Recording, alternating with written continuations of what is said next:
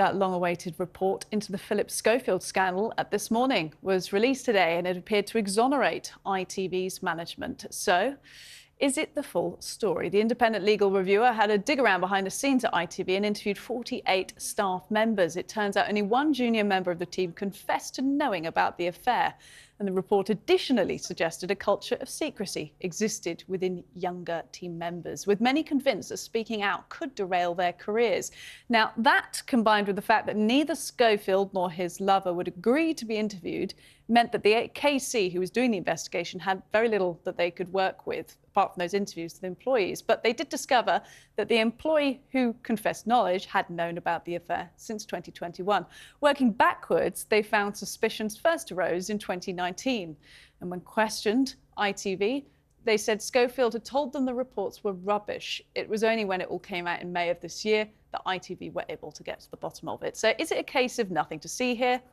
The report says there wasn't an evidence of toxic culture at ITV, but suggested that internal processes would work best if employees are actually able to air their concerns in the first place. To talk about this, there's a lot to it. Let's speak to the chairman of Intertalent Rights Group, Jonathan Shalit, very influential talent manager. Thanks for making time, Jonathan. Quite simply, what did you make of the report?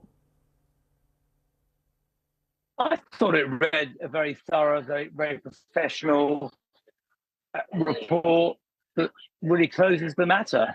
It's a distinguished QC that did the reports from a very distinguished barrister chambers in the centre of the law land of London, and this person's above repute. So I don't think there's much more to say. I think the report says it all.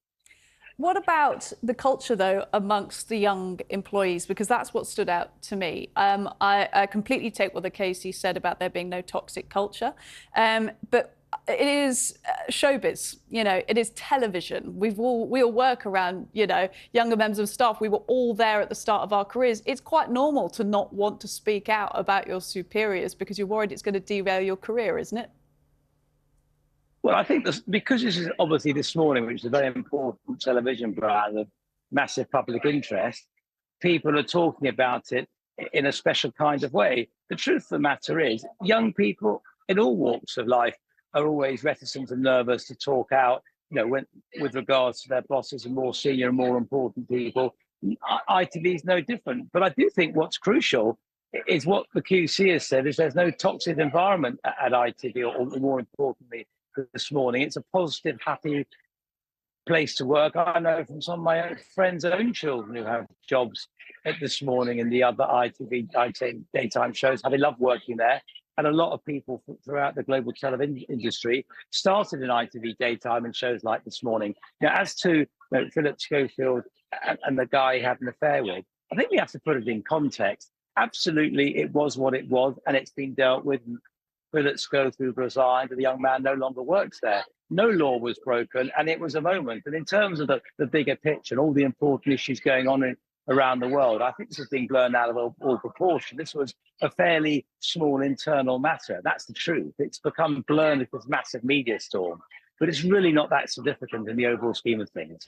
OK, let's talk about why it has been made into this media storm, because I'm somewhat inclined to agree with you. Is it because it's daytime television and it captures people's imaginations, and you've got a household star who was supposed to have a sort of squeaky clean reputation, he was married, all of those factors, it just plays at people's interest. But do they have a right to be interested? Well, I think you're absolutely right. It plays at people's interest. I think if you put it in context, if that story happened now with what's going on in the Ukraine and the Middle East, it would not be front page, because they're far more important things to be talking about at the moment. At the time the story broke, clearly there weren't enough things to occupy the front pages, and this captivated people. Philip and Holly are two glamorous, important people that the nation loves, and I suspect love a lot more than the press might want to suggest at the moment. And people are captivated by them. They're an important part of everybody's lives. People like a bit of intrigue. If you look at all the Hollywood movies and you look at all the great TV shows we watch on Netflix, Amazon Prime, ITV, the BBC, people love a scandal. Scandal sells. And unfortunately, in real life, this became a scandal, but got blown out of all proportion. Basically, all that happened was someone having an affair with someone at work.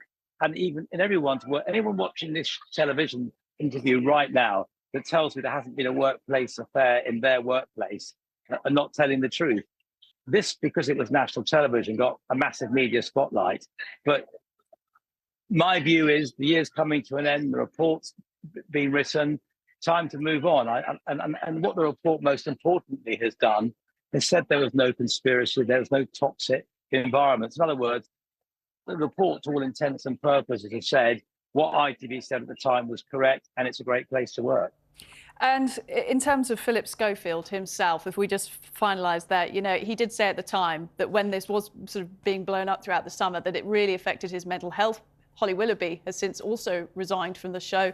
She had her own issue, legal issues, stalking. It was just absolutely terrible. So they've both been going through a lot. In terms of a return to a career, it sounds like Phillip Schofield has said he's not going to come back. Could you see him returning to any kind of television career?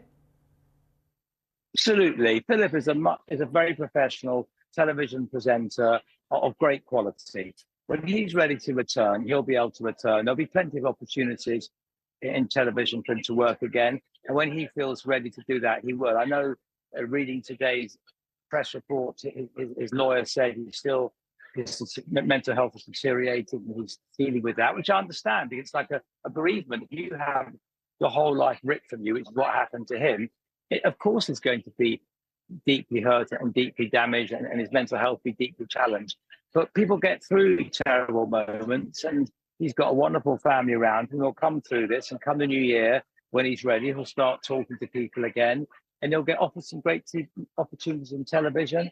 And I'm sure by the end of next year, he'll be back on our screens, and people forgive very easily. Well, actually, forgive. I think to forgive, the guy didn't break the law. He had an affair that didn't work out, and no one's been accused of anything more serious than that stood up from the QC. So totally, I think, you know, if he's watching this broadcast, I'd be saying to him, Phillip, it's not as bad as it seems. You will come back when you're ready. You will pick up your career.